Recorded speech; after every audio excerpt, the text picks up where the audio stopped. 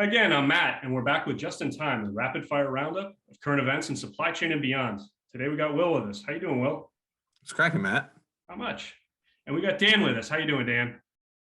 It's great to get the band back together for this again. Awesome. All right, well, let's get to it.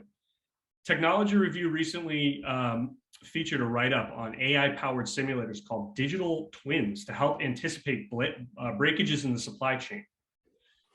Dan, question for you. For smaller players, though, who might not be able to afford this cutting-edge technology, what would you recommend looking at in order to anticipate their own breakages?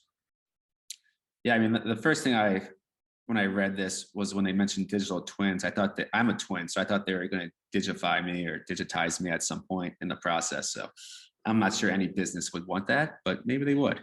I think what's interesting with the AI push, and they get into this, is that it's still not going to solve what's happening today. It's going to help, but there's still a lot of money needs to be helped with ports, delivery fleets, I mean, better working conditions they talk about as well. But it could definitely help with where your goods are and just like the insights of what lanes they're on, or maybe when you need to reorder your reorder points, or where can you go elsewhere if there's like a raw material shortage or backlog, or hey, production throughput is down somewhere else. I think there's a lot of power that AI is going to drive. I worry how this is going to affect the smaller companies. I think because they don't have probably as much cash, so it'll be interesting to see what the value prop is for the smaller companies to get on this. I think the bigger companies, I mean, they're already doing this today.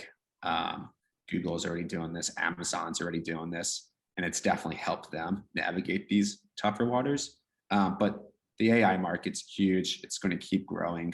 And I'm excited to see what's going to happen in the space, but we still need to build up our infrastructure on. It's not going to make ports work faster. There's a lot of downstream effects from there too. Yeah, I think Dan hit on it, that some of the theoretical things, you can get a better idea if you're doing that in practicality. It's hard to simulate the physical delays that you see at different choke points.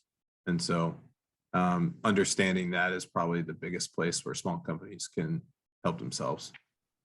And it raises, we're going to talk about this in 2 articles from now, but the just-in-time model as well, where that is right now, the impact on that. Do you need safety stock? So little tease for a few minutes from now.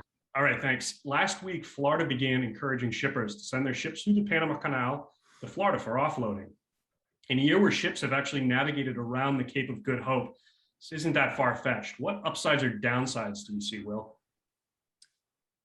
Yeah, you're getting, you're avoiding the congestion in Long Beach / Los Angeles, which is number one, and not knowing when your vessel's going to come in and get off the boat, go through and get distributed is probably the biggest issue, versus adding 10 days, 14 days going, and at least knowing you have a time and you can plan around it. That's by far number one.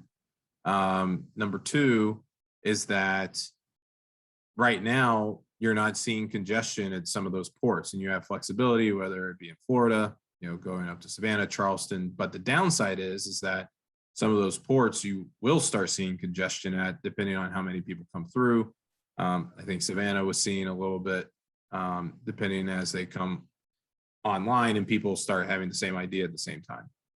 So having a thought in terms of being smart about where it's going, where you can get trucks once it's off the boat is important. But the biggest advantage is knowing when you actually should get your goods off the container into the port. I think operationally, you have to look at a few factors, as what Will mentioned. Are you optimizing for speed, cost? What's the cost implications if you're going to shift from Long Beach, say, to Florida? And then what's the time for drayage or full truck load or rail back? Who's making these decisions? Like, are you doing 20-foot containers, 40-foot containers, and it's a dedicated vessel for yourself? or are you sharing this vessel with other companies, and then the freight forwarder is making the decision to reroute? But then who's handling the cost? So a lot of operational things, and like, well, yeah, what are you optimizing on? Speed or cost? The freight forwarders, when you're doing these bookings, should cater to one of those things, if it's speed or cost, and help you connect to the ports. But I think, Matt, we were talking earlier, you mentioned that truck drivers, there's a lot of availability down in Florida. Yeah, there's a lot of inventory down there, always. Except Mother's Day, oddly enough, because there's a lot of floral shipping out of Miami. Did not know that. Yeah, no, so that's another factor to consider. Good stuff, guys. Let's moving on to the last question. Last week, Flexport CEO Ryan Peterson dispatched a Twitter thread blaming the CEO obsession with return on equity for at least a small part of the current supply chain issues. Simple question. I'll go back to you, Dan, because you're eager to answer this one.